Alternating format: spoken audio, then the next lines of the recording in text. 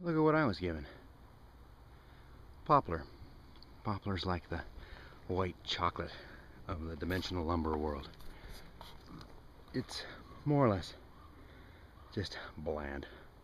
But it's cheap, it's plentiful. It doesn't do a whole lot of warping and splitting and checking, so it's really good stuff for, like, you know, the supporting components.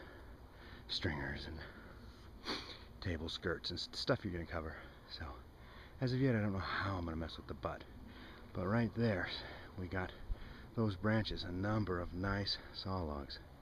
So the rest of it I'm just cutting up for firewood. And I know poplar firewood isn't the best, but free's free and fire's fire. So here we are about halfway through. I will say for poplar, splits easy. I mean, I'm using a 2-bit axe that I use for limbing. And just pop, pop, pop, pop, pop. But I got half of them on. I got the big one and another medium-sized one behind it there to load. That's too big for a mill. But I'm wondering if I could split it in half with wedges.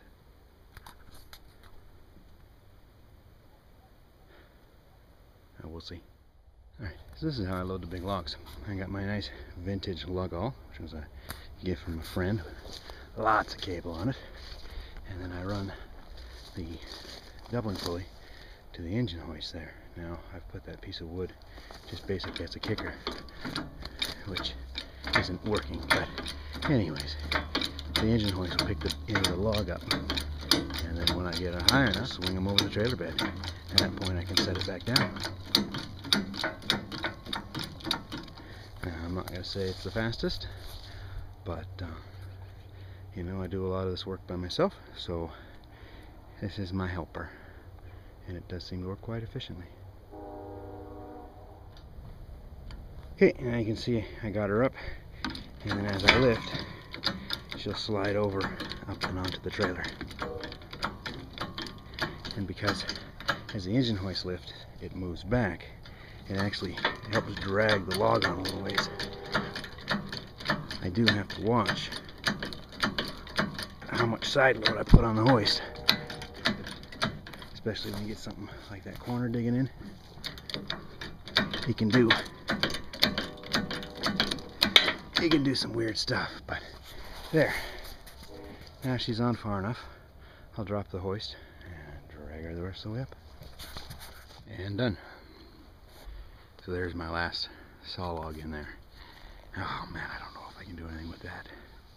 I really don't. My saw isn't even big enough to cut it up into firewood. Might have to leave it. So back home, now I loaded up all the branches because I'm going to run them through my old wood chipper, which is spraying into the dog pens, because I needed some mulch just to keep the mud down. I figured 2 birds with 1 stone. Help the friend that gave me the wood by cleaning it up, and I get my mulch.